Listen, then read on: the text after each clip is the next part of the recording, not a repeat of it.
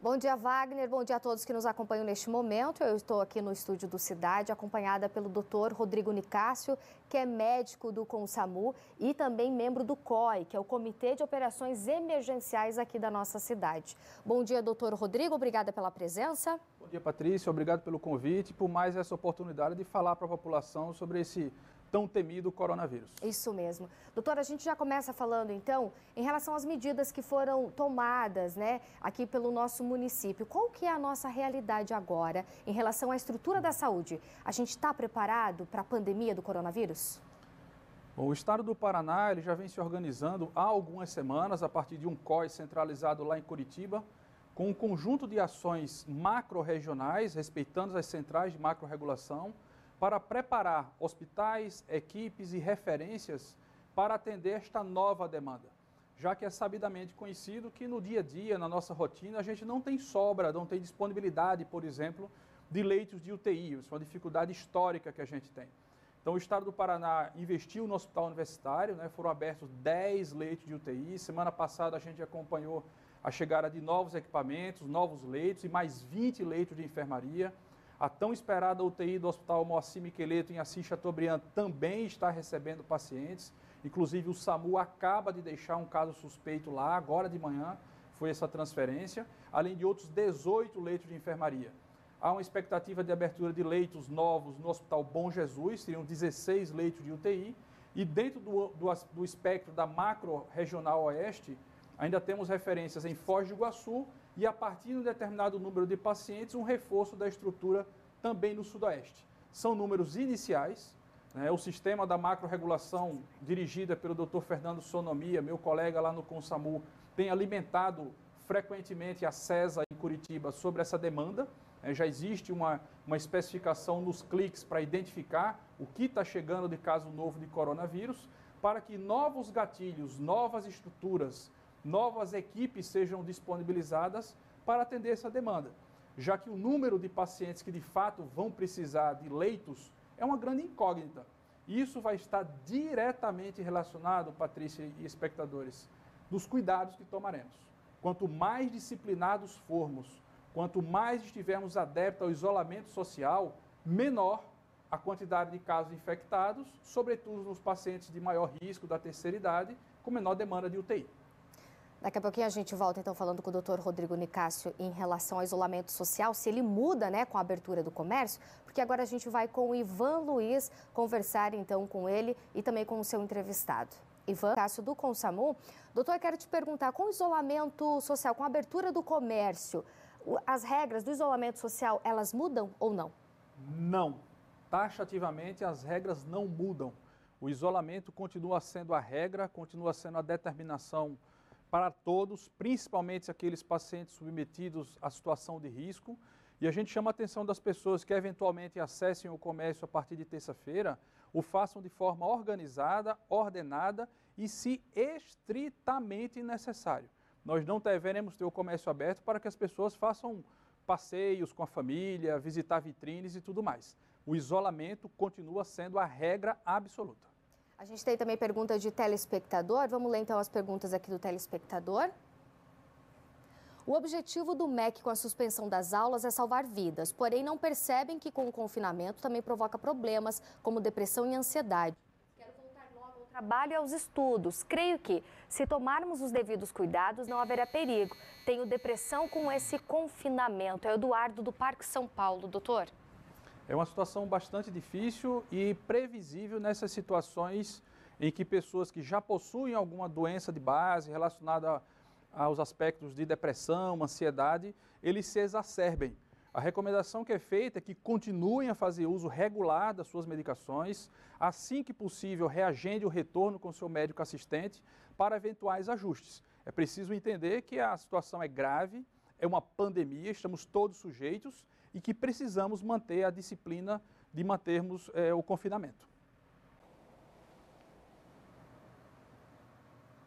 Estou aqui com o Dr. Rodrigo Nicásio. Doutor, uma pergunta que muitas pessoas se fazem é: por que demora tanto os resultados dos exames em relação ao coronavírus?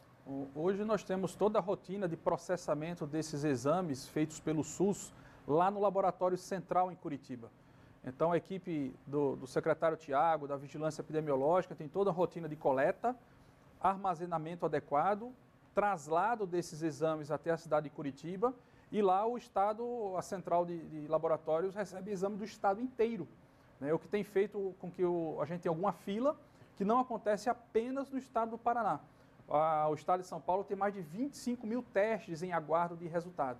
E a gente espera que esse processamento ele possa ser descentralizado muito em breve, para que a gente tenha maior dinâmica na liberação dos resultados que são tão importantes para as tomadas de decisão.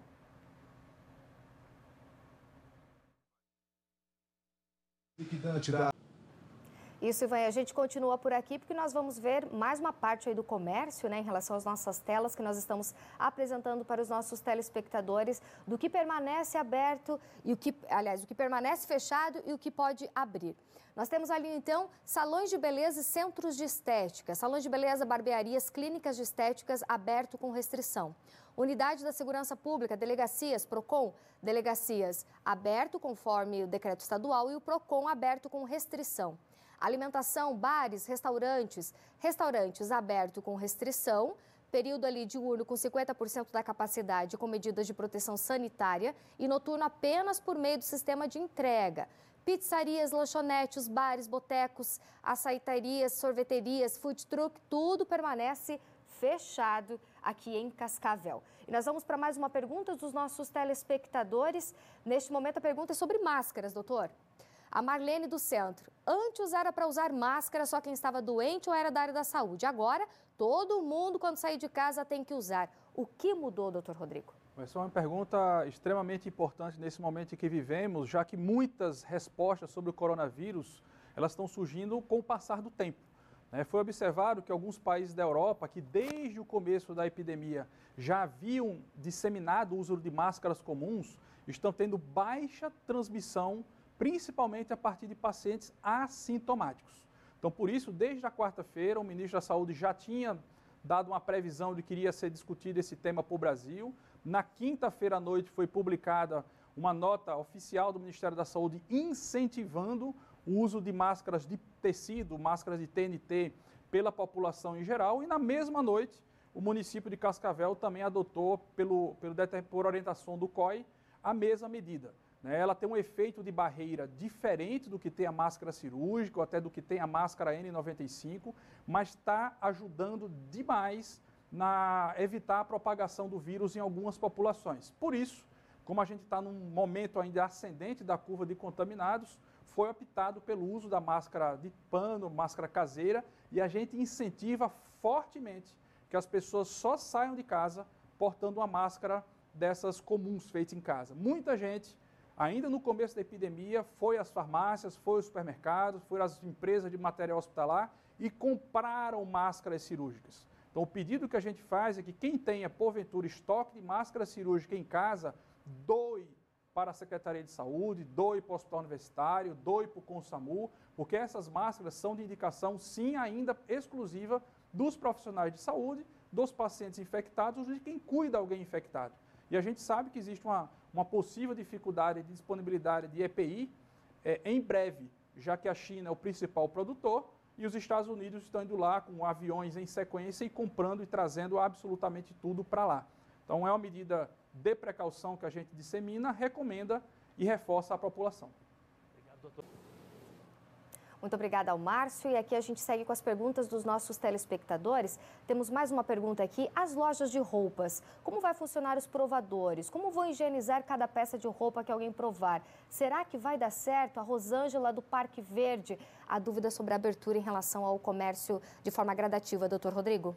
A informação que a gente teve no COI é que a Vigilância Epidemiológica iria editar uma série de normas para a abertura dos mais diferentes ramos de negócio. Então, para restaurantes, para loja de conveniência, para empresa de construção, para lojas de comércio em geral, para que a principal medida, que é a higienização do ambiente, dos locais onde a gente coloca a mão, a disponibilidade do álcool gel, o evitar aglomerações e acúmulo de pessoas em cada um dos espaços, seja fielmente seguido. E aí não tem jeito, senhores espectadores, todos nós seremos fiscais dessas ações do comércio. Nós devemos cobrar das lojas que estiverem abertas a partir de terça-feira a disponibilidade do álcool para a higienização das mãos, checar se os ambientes de toque comum estão sendo devidamente higienizados e se não há aglomeração de pessoas nos locais. Os supermercados, locais que circulam o maior número de pessoas, devem continuar tendo um controle rigorosíssimo de acesso e de espaçamento, tanto para a entrada como o uso dos caixas. Rodrigo, mais uma vez. Muito obrigada ao Márcio e a Dani. A gente também tem pergunta aqui de telespectadores, doutor Rodrigo. Vamos ver então as perguntas aqui. O SEACRE vai funcionar normalmente? Minha filha tem bronquite asmática e crises convulsiva epilética. Ela consulta lá, a Júlia Ferreira, do bairro Julieta Bueno. E eu já estendo um pouquinho além do SEACRE, doutor Rodrigo, a questão dos postos de saúde. Como que fica a partir da semana que vem? Bom, o município tem divulgado, a partir de suas redes sociais e alguns comunicados oficiais, toda a logística de distribuição de atendimento das unidades básicas de saúde e alguns serviços especializados. Vários deles ficaram paralisados nesse momento, os profissionais foram redistribuídos em outras atividades. É preciso informar também que o município precisou afastar das suas atividades presenciais colaboradores que estavam no grupo de risco, principalmente aqueles maiores de 60 anos de idade. E aos poucos as atividades, pelo que a gente tem de informação, também serão normalizadas, mas aos poucos, com todo o cuidado, evitando aglomerações, obviamente tudo com hora marcada, mas é preciso que a gente aguarde um pouquinho os comunicados oficiais que deverão ser feitos nos próximos dias pela Secretaria Municipal de Saúde.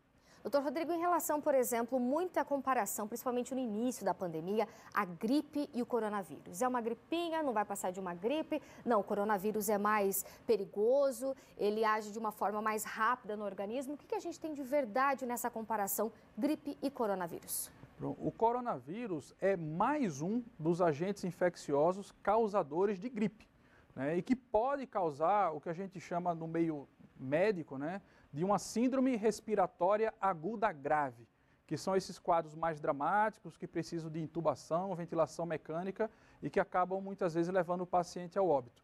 Nós temos diversos vírus que atuam entre nós.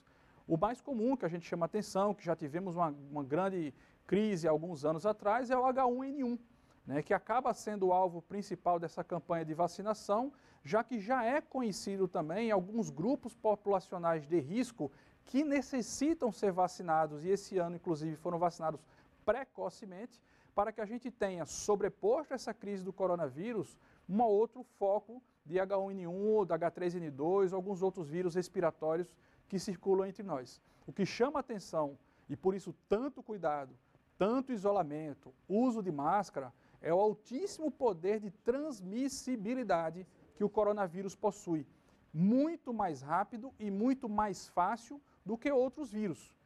Então a gente tem uma preocupação de ter muita gente acometida, principalmente ao mesmo tempo, como aconteceu na Itália, está acontecendo na Espanha, e esse grande número de pessoas acometidas venha junto um grande número de casos graves, que acabem não sendo adequadamente suportados pelo sistema de saúde. Por isso essas medidas de isolamento, de distanciamento, de cuidado com as mãos e de uso de máscara são tão importantes, já duram algumas semanas e deverão durar algum tempo mais.